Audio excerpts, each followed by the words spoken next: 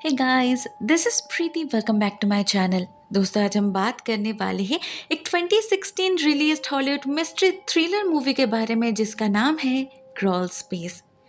इस कहानी की शुरुआत होती है अलेक्जेंडर फैमिली को दिखाते हुए, जिन्होंने रिसेंटली एक नए घर में मूव इन किया था। बस 3 ही लोग थे इस परिवार में, जॉन, उनकी पत्नी मेलेनी और बेटी हैना। उस हिसाब से घर काफी बड़ा था उनके लिए, खूबसूरत और एयरी भी। स्पेशली हैना का कमरा तो उसके प्रीवियस रूम के मुकाबले साइज में डबल था, वो भी एक ह्यूज क्लोजेट के साथ। जो उसके डैड को लगा था हैना को जरूर पसंद आएगा। लेकिन सब कुछ अच्छा होने के बावजूद भी हैना इस शिफ्टिंग से बिल्कुल भी खुश नहीं थी। कैसे होती? आखिर उसे अपना पुराना घर, school, friends and most importantly उसके बॉयफ्रेंड टॉमिक से दूर जो होना पड़ा था, वो भी अपने हाई स्कूल ईयर्स में। ऐसे में उसका मूड तो ऑफ होगा ही ना। लेकिन उसके साथ साथ उसके पेट कैट मोंटी को भी शायद ये चेंज पसंद नहीं आया था। 1000 बार बुलाने पर भी वो अपने कैरेज से बाहर ही नहीं आता। न जाने क्यों बहुत ही उखड़ा हुआ लग रहा था। वो बार बार इधर उधर कुछ सूंघ रहा था, ऐसे कुछ ढूंढ रहा हो। दूसरी तरफ जॉन एंड मेलेनी, उनके लिए ये एक नई शुरुआत थी जो उन्होंने बहुत मुश्किल से हासिल करी थी। तो मेलेनी जितनी जल्दी हो सके यहाँ सेटल करना चाहती थी, मगर साथ ही साथ हैना के दुख का भी एहसास था उसे। वो समझ पा रही थी इस समय वो कितने अकेली फील कर रही होगी, इसलिए वो जॉन से कहती है उससे जरा प्यार से पेश आने के लिए। मगर जॉन के नाराजगी की भी अपनी वजह थी। पता चलता है यहाँ आने से कुछ दिन पहले ही हैना को पुलिस ने अरेस्ट किया था ड्रिंक एंड ड्राइव के जुर्म में। जॉन को जाना पड़ा था उसे छुड़ाने। भला इस उम्र में ये सब कौन करता है? इसीलिए हैना कितना ही गुस्सा क्यों ना कर ले, जॉन ये सोचकर मन ही मन खुश हो रहा था कि शहर बदलने से एटलीस्ट वो अपने लफंगे दोस्तों से तो दूर रहेगी। इस नए शहर में नई नौकरी और नए घर के साथ एक कंप्लीटली न्यू लाइफ क्रिएट करने का सपना देख रहे थे वो।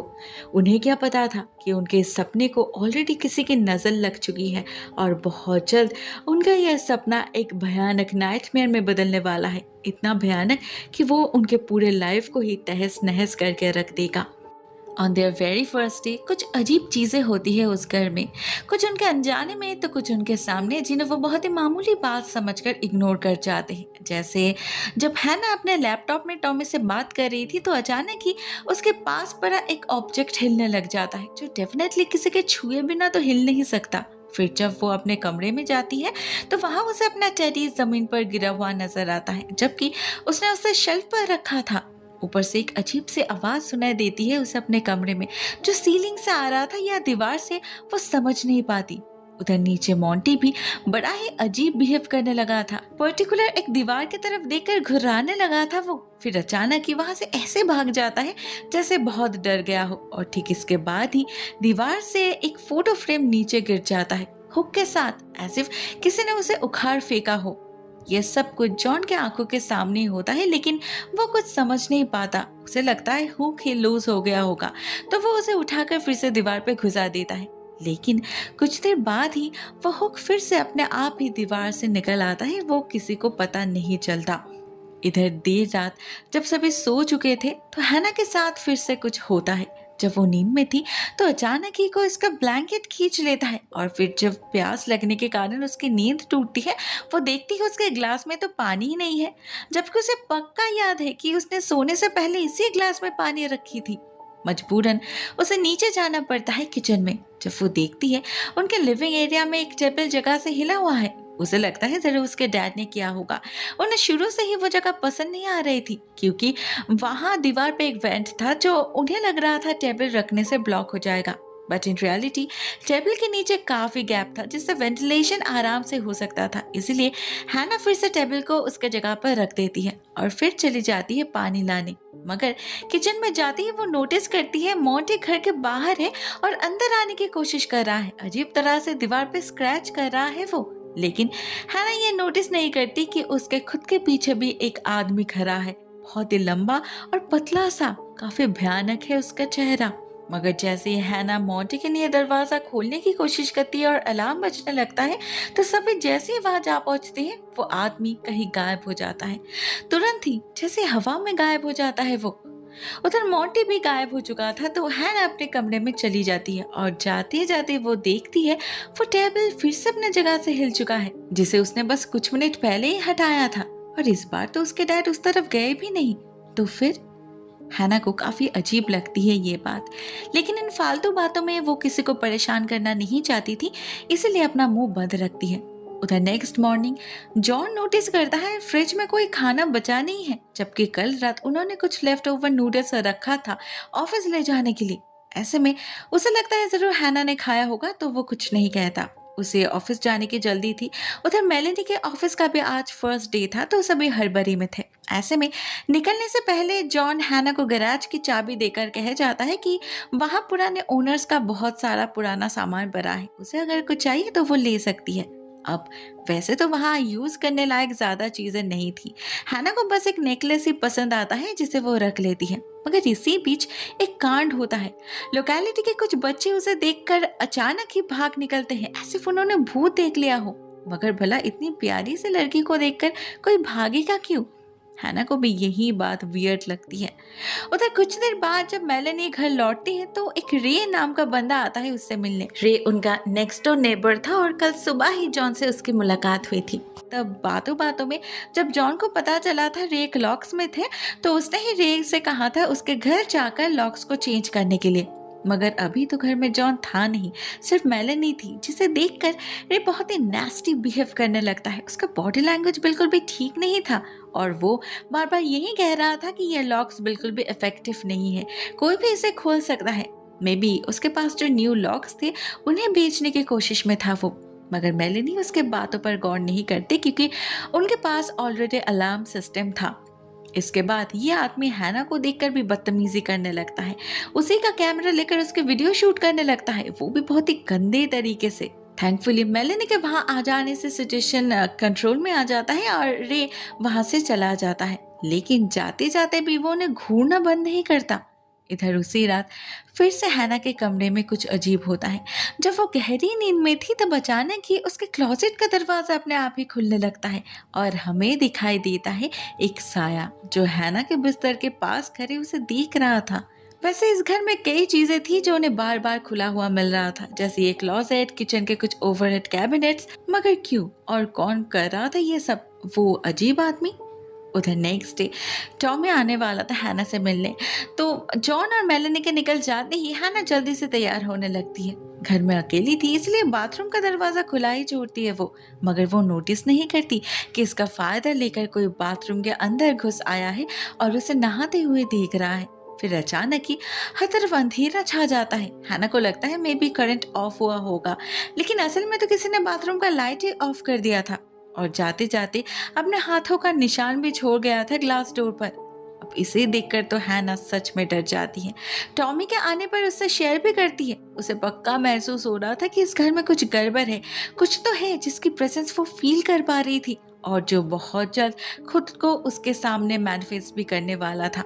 लेकिन फिलहाल उसके पास कोई सबूत नहीं था, इसीलिए कोई उस पर यकीन भी नहीं करता, टॉमी भी नहीं। मगर उसी दिन कुछ और ऐसा भी होता है जिससे हैना के डाउट्स यकीन में बदलने लगता है। उसे एक लड़के से पता लगता है कि इस इलाके में ये घर भूतिया घर नाम से जाना जाता है, इसीलिए ही तो पिछले दिन वो लोग भाग गए थे। उनकी हिम्मत ही नहीं हुई थी इस घर के करीब आने की। ऑलमोस्ट 10 साल पहले इस घर में रहने वाले पूरे परिवार का किसी ने खून कर दिया था और उसके बाद से जितने भी लोग यहाँ रहने आए उनमें से कोई भी ज्यादा दिन तक टिक नहीं पाए। रूमर ये है कि यहाँ पैरानॉर्मल एक्टिविटी होता है। और रही बात उनसे पहले वाले फैमिली की, तो वो लोग तो रातों रात गायब हो गए थे अपना सारा सामान छोड़कर।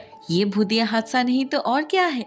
हैना को तो लिटरली डर लगने लगा था सब कुछ जानकर, मगर मेलेनी उसे अश्योर करती है कि वो बच्चे उससे मजाक कर रहे होंगे क्योंकि ऐसा पॉसिबल ही नहीं है। अगर ऐसा कुछ हुआ होता यहाँ तो रियल्टर उन्हें पहले ही बता देता, ऐसी बातें छुपाना इलीगल है। मगर असल में तो रियल्टर ने कुछ छुपाया ही नहीं था। जॉन जिस दिन पहली बार इस घर को देखने आया था अकेले, उसे उसी दिन इस घर की हिस्ट्री पता चल चुकी थी, मगर उसने माइंड नहीं किया क्योंकि उस हादसे को ऑलमोस्ट 10 साल बीत चुके थे और उसके बाद कई फैमिली रह चुकी थी इस घर में। और रही बात लास्ट फैमिली की, तो जॉन कहता है वो लोग जरूर किसी सीरियस फाइनेंशियल क्राइसिस से गुजर रहे होंगे। मे बी मॉर्गेज पे करने का पैसा नहीं थे उनके पास, इसीलिए चोरी छुपे भाग गए। ऐसा होता है कभी कभी। इनफैक्ट कुछ दिन पहले तक तो उनकी हालत भी ऑलमोस्ट इसी सिचुएशन के कगार पे पहुंच चुकी थी। अगर उसे ये जॉब नहीं मिलता तो उन्हें भी शायद ऐसे ही भागना पड़ता। वो बहुत अच्छी तरीके से जानता है इस फीलिंग को। तो ऐसे में जब उसे इतने अच्छे लोकेलिटी में इतना अच्छा घर इतने कम प्राइस में मिल रहा था, तो वो उसे हाथ से क्यों जाने देता, सिर्फ कुछ रूमर्स के डर से? Of course not. मगर हाँ, उसे ये जरूर पता था कि अगर हैना और मेलेनी को ये बात पता चली तो वो लोग कभी इस घर में रहने के लिए नहीं मानेंगे, इसलिए उसने इस बात को छुपा दिया। मगर उसे आइडिया नहीं था कि सारे रूमर्स झूठ नहीं होते। आखिर बात जब इतनी फैल चुकी है तो उसमें कुछ तो सच्चाई होगी ना। हैना को भी यही लगता है और वो उसी रात इस घर में हुए सारे हादसे के बारे में ऑनलाइन सर्च करती है, जिससे उसे पता चलता है 10 साल पहले उस हादसे के वक्त हाउ फैमिली इस घर में रहते थे। बिल्कुल उन्हीं की तरह छोटी सी फैमिली थी उनकी। मिस्टर रॉबर्ट हाउ, उनकी पत्नी एलिजाबेथ और बेटी रेबेका। सब कुछ बिल्कुल नॉर्मल चल रहा था, मगर एक रात अचानक ही कुछ हुआ उस घर में और कुछ दिन बाद पुलिस को उनकी लाश मिली। एलिजाबेथ को बहुत ही बुरी तरीके से चाकू से कुचला गया था। उनकी लाश रेबेका के बेडरूम में पड़ी थी और रेबेका, उसकी हालत भी काइंड ऑफ सेम ही थी, मगर उसकी लाश पड़ी थी मेन डोर के बिल्कुल सामने। बेचारी ने शायद भागने की कोशिश करी होगी। फाइनली रॉबर्ट की लाश मिली थी एटिक में से रस्सी से लटकते हुए। पुलिस का शक है उसी ने जरूर किसी डोमेस्टिक डिस्प्यूट के चलते अपने पत्नी और बेटी का खून करके खुद सुसाइड कर ली होगी। अब ये सिर्फ एक अजम्पशन था, रियलिटी में क्या हुआ किसी को नहीं पता। हैना जब गौर से इस न्यूज को देख ही रही थी तो उसे याद आता है कि उसे पुराने सामान में इनकी एक फोटो भी मिली थी जिसमें रेबेका बिल्कुल उसी की तरह दिख रही थी। इवन उसकी उम्र भी वही थी जो आज हैना की है। Isn't it strange? इसी बीच अचानक ही हैना को अपने कमरे की सीलिंग से अजीब सी आवाज आने लगती है, जैसे कोई कुछ घसीट रहा हो। साथ में एक बेल की आवाज भी थी जो असल में मोंटी का एक खिलौना था। तो वो उस आवाज को फॉलो करती है और एटिक तक जा पहुंचती है। मोंटी पिछले 2 दिन से गायब था तो उसे ढूंढना तो होगा ही ना। मगर वहां हैना को वो बेल तो मिल जाता है, लेकिन कोई एटिक का दरवाजा बंद कर देता है और लाइट भी अपने आप ही ऑफ हो जाता है। और अंधेरे में हैना को फील होता है कि कोई उसके आसपास मौजूद है। किसी की सांसों की आहट सुनाई दे रही थी उसे। ये वही क्रीपी फिगर था जो पिछले 2 दिन से उन्हें हॉन्ट कर रहा था। उनके अनजाने में ही पहली बार उससे रूबरू हुई थी हैना। तो नेचुरली डरना तो उसे था ही, और डर के मारे पागलों जैसे चीखने भी लगी थी वो, जिससे जॉन और मेलेनी वहां आ जाते हैं और एटिक का दरवाजा खोलकर उसे रेस्क्यू कर लेते हैं। मगर जब जॉन चेक करता है उसे कोई नहीं दिखता। उल्टा उसे तो ये लग रहा था कि या तो हैना नाटक कर रही है इस घर से जाने के लिए, या फिर वो हेलुसिनेट कर रही है। उस हादसे के बारे में ज्यादा सोचने का असर हो रहा होगा उस पर, इसीलिए तो वो एट फर्स्ट कुछ कहना ही नहीं चाहते थे। इधर सब कुछ सुनकर हैना खुद भी कश्मकश में पड़ जाती है। उसे भी समझ नहीं आ रहा था कि क्या सब कुछ उसने सच में इमेजिन किया। मे बी वो कुछ ज्यादा ही सोच रही थी। लेकिन तभी उसे रियलाइज होता है कि उसका टेडी गायब है, जो बार बार अपने जगह से गिरता जा रहा था। और फिर हैना के सामने ही उसके क्लोजेट का दरवाजा धीरे धीरे ओपन होने लगता है, बट चेक करने पर उसे कुछ नहीं दिखता। लेकिन क्या ये सब नॉर्मल था? एक पॉइंट पे तो हैना को ये लगने लगा था कि जरूर हाउ फैमिली के आत्मा ही इस घर को हॉन्ट कर रही है, लेकिन उसे तो पता ही नहीं था कि ये असल में एक जीता जागता इंसान का काम है, किसी आत्मा का नहीं। ऐसे में नेक्स्ट डे हैना अपने एक पड़ोसी से मिस फ्लेचर से बात करने की डिसाइड करती है। वो कुछ दिन पहले उनके लिए वेलकम गिफ्ट लेकर आई थी, तो हैना से बात हुई थी उनकी। इस बार हैना डायरेक्टली उनसे पूछती है हाउ फैमिली के बारे में। वो लोग कैसे थे, क्या हादसे से पहले उन्होंने कभी कोई वायलेंस नोटिस किया? मगर मिस फ्लेचर कहती है नहीं, वो लोग बहुत ही शांत लोग थे और इंट्रोवर्ट भी, किसी से मिलते जुलते नहीं थे, ना घर से ज्यादा निकलते थे। लोकेलिटी में किसी से भी जान पहचान नहीं थी उनकी। शायद इसीलिए इतना बड़ा कांड होने के बावजूद तुरंत ही किसी को कुछ खबर नहीं लगी। जब रेबेका लगातार कई दिन स्कूल में एब्सेंट होने लगी तब उसके टीचर्स को शक हुआ और उन्होंने पुलिस को कांटेक्ट किया एंड फाइनली उनकी लाश मिली। हैना उनसे बाकी तो फैमिलीज के बारे में भी पूछती है, जिनके जवाब में मिसेस फ्लेचर भी वही कहती है जो उसके डैड ने गेस किया था कि वो लोग मॉर्गेज नहीं दे पा रहे थे। ऑलमोस्ट 1.5 साल से ड्यू था उनका मॉर्गेज, तो शायद इसीलिए अचानक ही उन्हें घर छोड़ना पड़ा था। मतलब इस घर में कुछ भी भूतिया नहीं है, एटलीस्ट मिस फ्लेचर का तो यही मानना था। तो उनसे बात करके हैना भी काफी रिलैक्स्ड हो जाती है, मगर चीजें गायब होना बंद नहीं होता। जैसे घर लौट के उसे अपना कैमरा कहीं नहीं मिलता, जो जनरली उसके बेड साइड टेबल पर ही रहता है। उसे समझ नहीं आता आखिर हो क्या रहा है इस घर में। हैना का रिलैक्स्ड मूड का 12 बज चुका था। वो फिर से उतना ही फ्रस्ट्रेटेड फील कर रही थी। तो ऐसे में जब मेलेनी उसे बाहर घूमने जाने का ऑफर देती है, वो झट से एक्सेप्ट कर लेती है। एक्चुअली मेलिंडा उसके स्टेप मॉम होने के बावजूद दोनों में काफ़ी फ्रेंडली रिलेशनशिप था। हैना अपने डैड से ज़्यादा उसके साथ कंफर्टेबल थी, तो वो अपना फ्रस्ट्रेशन मेलेनी से शेयर करने की कोशिश करती है, जिससे उसे पता चलता है ये सब तो कभी कभी मेलेनी को भी फील होता है। इवन वो क्रैकिंग और विस्लिंग की आवाज़ वो भी सुनाई देती है मेलेनी को। मगर मेलेनी उसकी तरह फ्रीक आउट नहीं कर रही थी, उल्टा उसे तो लग रहा था घर के इंफ्रास्ट्रक्चर में ही कोई प्रॉब्लम है। उधर वो लोग जब यही बातचीत कर रहे थे तो अचानक ही मेलेनी को एक कॉल आता है, जिससे उसे पता चलता है कि उनके घर में सिक्योरिटी अलार्म बज रहा है।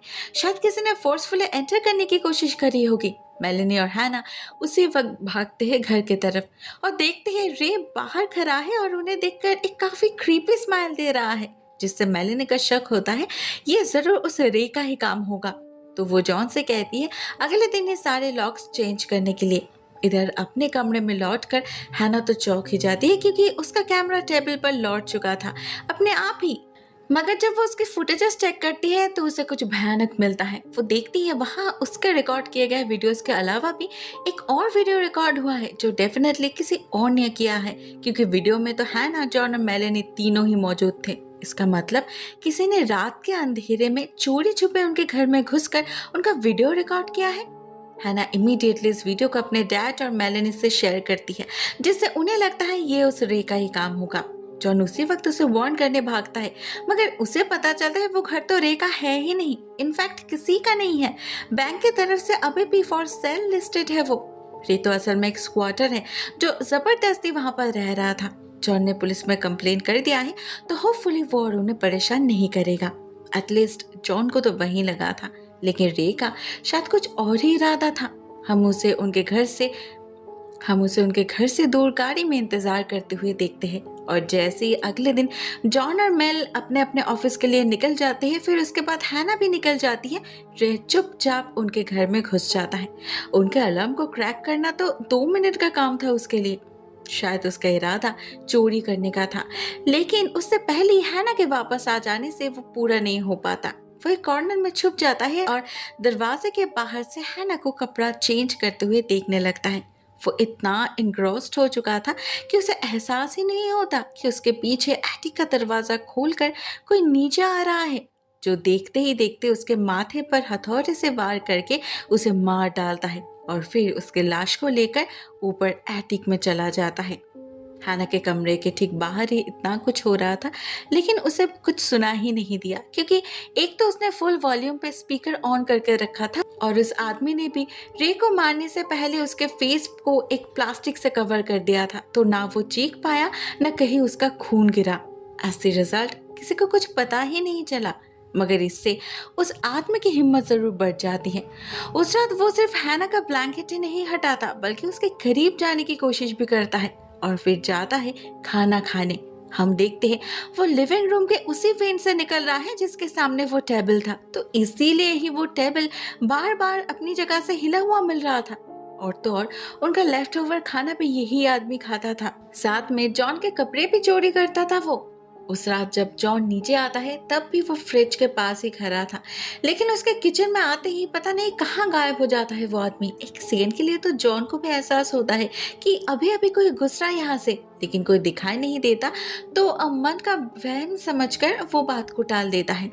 उधर नेक्स्ट डे फिर से टॉमी आता है हैना से मिलने, और इस बार दोनों इंटीमेट भी होते हैं, जो वो आदमी क्लोजेट में छुपकर देख लेता है। और तो और बाद में जब हैना टॉमी को हाउ फैमिली की फोटो दिखाती है, तब टॉमी एक वियर्ड चीज पॉइंट आउट करता है। एक आदमी जो उस फोटो के बैकग्राउंड में जो घर था उसका खिड़की से दिखाई दे रहा था।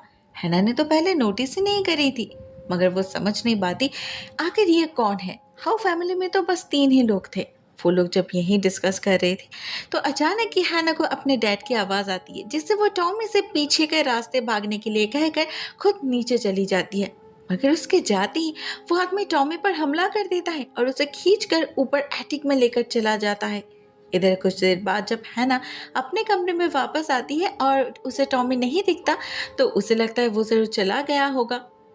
उधर उसी रात जॉन और मेलेनी को एक इनविटेशन अटेंड करने जाना था, तो शाम होते ही वो लोग निकल जाते हैं और इधर हैना अकेले बोर होने लगती है।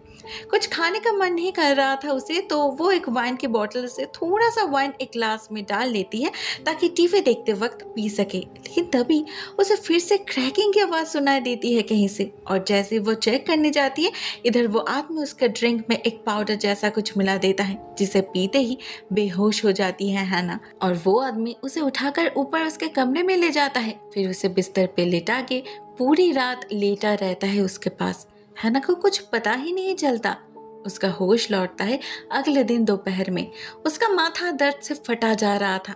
उधर जॉन को जब किचन में वाइन का खाली बोतल मिलता है, उसे लगता है जरूर हैना ने ही इसे पिया होगा, और इतनी पिएगी तो हैंगओवर तो होगा ही ना। इसीलिए काफी नाराज हो जाता है वो, हैना की एक नहीं सुनता। लेकिन इस बार हैना 100% श्योर हो चुकी थी कि इस घर में कुछ तो गड़बड़ चल रहा है, नहीं तो कल रात का कुछ उसे याद क्यों नहीं आ रहा। वो उसी वक्त फिर से गैराज में जाती है और पुराने सामान में से जितने भी डायरी, बुक्स एंड डॉक्यूमेंट्स मिलता है, सब कुछ उठाकर ले आती है। और उन्हीं में से एक नाम सामने आता है, डेविड, जिसके नाम कुछ प्रेस्क्रिप्शंस और रिपोर्ट भी थे, जिन्हें पढ़कर हैना को पता चलता है ये डेविड असल में हाउ फैमिली का बेटा था, रिबेका का बड़ा भाई। लेकिन उसे अगोराफोबिया की बीमारी थी, जिस कारण से वो कभी घर से बाहर नहीं निकलता था। इसीलिए उनके किसी नेबर को भी कभी उसके बारे में पता नहीं चला। इन प्रेस्क्रिप्शन में ये भी लिखा था कि उसकी हालत तेजी से बिगड़ने लगी थी। अगोराफोबिया के अलावा भी उसके अंदर होमोसाइडल टेंडेंसीज भी थे, जिससे वो कभी कभी बहुत वायलेंटली रिएक्ट करता था। उसे दौरे पड़ते थे और तब वो किसी को भी पहचान नहीं पाता था, सभी पर हमला करता था। Day by day out of control होता जा रहा था सिचुएशन। उसके पेरेंट्स उसे और संभाल नहीं पा रहे थे। ऐसे में उसके साथ एक ही घर में रहना बाकी लोगों के लिए जानलेवा हो चुका था। इसीलिए उसके डॉक्टर ने उसे हॉस्पिटलाइज करने का भी सजेशन दिया था। मगर इसके बाद क्या हुआ, उस बारे में कहीं कोई रिपोर्ट नहीं था, ना और कोई प्रिस्क्रिप्शन था या थेरेपी रिकॉर्ड, जिससे हैना को लगता है कि शायद डेविड कभी हॉस्पिटल गया ही नहीं।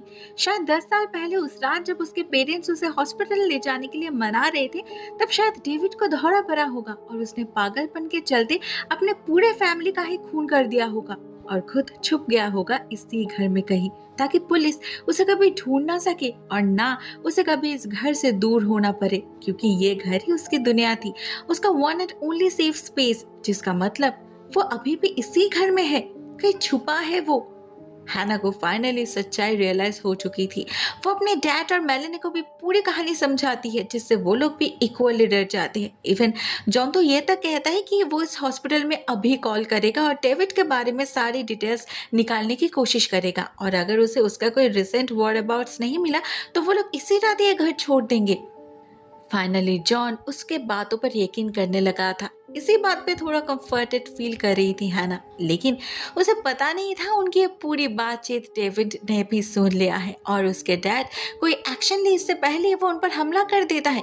हैना जब किचन में थी तो वह खुद अपने आंखों से उसे एक ओवरहेड कैबिनेट से निकलते हुए देखती है, लेकिन फिर पलक झपकते ही पता नहीं कहाँ गायब हो जाता है वो। हैना को तो और किचन में नहीं मिलता, तो वो ऊपर भागती है सबको इन्फॉर्म करने, और ठीक तभी सबके सामने ही अचानक ऊपर एटिक का दरवाजा खोलकर डेविड नीचे आ जाता है, हमला कर देता है जॉन पर। लेकिन जॉन भी बहुत ही ब्रेवली सामना करता है उसका, अपने फैमिली को प्रोटेक्ट करने की पूरी कोशिश करता है, लेकिन अल्टीमेटली उस पागल के हाथों मार खाकर बेहोश हो जाता है। फॉर्चुनेटली तब तक हैना और मेलेनी ने पुलिस को बुला लिया था, तो पुलिस कार के सायरन की आवाज सुनते ही डेविड जॉन को छोड़कर कहीं छुप जाता है। ऑफिसर जब एटिक में चेक करते हैं, इनिशियली उन्हें कुछ नहीं दिखता, फिर अचानक ही डेविड अंधेरे से निकलकर उन पर झपट पड़ता है, तो वो ऑफिसर भी उसे गोली मार देता है। इससे उसकी मौत तो नहीं होती, लेकिन उसकी हालत बहुत क्रिटिकल हो जाती है, तो उसे उसी वक्त हॉस्पिटल भेजा जाता है, जिससे इधर घर में सभी फाइनली चैन की सांस ले पाते हैं। इधर उनके घर की तलाशी लेते वक्त पुलिस को एटिक में एक हिडन सेक्शन भी मिलता है, जो एक छोटा सा कमरा जैसा लग रहा था। डेविड यहीं पर रह रहा था इतने सालों से। यहाँ पर उसके कुछ कपड़े के साथ साथ पुलिस को हैना के कुछ फोटोज भी मिलते हैं। क्लियरली उससे ऑब्सेस्ड था डेविड। आज अगर पुलिस नहीं आती तो पता नहीं क्या हो जाता। फाइनली सब कुछ खत्म हो चुका था, वो लोग सेफ थे, लेकिन फिर भी इस घर में रहने की हिम्मत उन्हें और नहीं होती। इवन जॉन खुद भी काफी घबरा चुका था, इसीलिए सभी उसी रात एक मोटल में शिफ्ट करने की डिसाइड करते हैं। तो हैना ऊपर जाती है पैकिंग करने और साथ ही साथ टॉमी को कॉल करके सब कुछ शेयर करने के लिए भी। लेकिन जैसे ही वो कॉल करती है, हैना को रियलाइज होता है टॉमी के फोन की घंटी तो उसके क्लोजेट के अंदर से आ रही है। मगर ये कैसे पॉसिबल है? कुछ देर पहले भी तो ये यहाँ नहीं था। हैना जब इसी बात को समझने की कोशिश ही कर रही थी कि अचानक ही डेविड क्लोजेट के सीलिंग के ऊपर से हमला कर देता है उस पर और खींचकर उसे ऊपर ले जाता है। And at the same time हमें ये भी पता चलता है कि पुलिस ने कुछ देर पहले इस घर से जिस आदमी को पकड़ के ले गई थी डेविड समझकर, वो तो समय डेविड है ही नहीं, टॉमी है। बेचारे का चेहरा बुरी तरीके से घायल था, जिस कारण से कोई उसे पहचान नहीं पाया। जरूर इतने दिनों से उसे कैद करके रखा था डेविड ने। पुलिस की आवाज सुनकर जरूर उसने मदद मांगने की कोशिश करी होगी, लेकिन ऑफिसर ने उसे गोली मार दी, जिससे अल्टीमेटली उसकी मौत हो जाती है। इधर घर में इस सबसे अनजान जॉन और मेलेनी की पैकिंग कंप्लीट हो चुकी थी, तो वो लोग हैना को बुलाने लगे थे। लेकिन जब पूरा घर चेक करने के बाद भी वो कहीं नहीं मिलते, तब उन्हें टेंशन हो जाता है। उन्हें समझ आ जाता है कि कुछ गड़बड़ है, खतरा अभी भी टला नहीं है। वो उसे लगातार कॉल करते रहते हैं, लेकिन फोन तो हैना के पास था ही नहीं। डेविड ने उसे बेहोश करके दीवारों के बीच एक छोटे से स्पेस में कैद करके रखा था। उसके हाथ और मुंह बंधे हुए थे, लेकिन होश लौटते ही हैना खुद को आजाद कर लेती है और चिल्लाने लगती है, जिससे जॉन उसे लोकेट कर लेता है। मगर उसे रेस्क्यू करने से पहले डेविड वहां जा पहुंचता है, तो हैना को ऊपर भागना पड़ता है उससे बचने। और तभी वो रियलाइज करती है इस घर के चारों तरफ एक क्रॉल स्पेस है, एटिक से बिल्कुल नीचे तक। इनमें वेरियस एग्जिट्स भी है, लेकिन वो सीक्रेट है और सिर्फ डेविड को ही पता है। इसी के जरिए तो वो पूरे घर में घूमता था और अजीब अजीब जगह से बाहर निकलता था।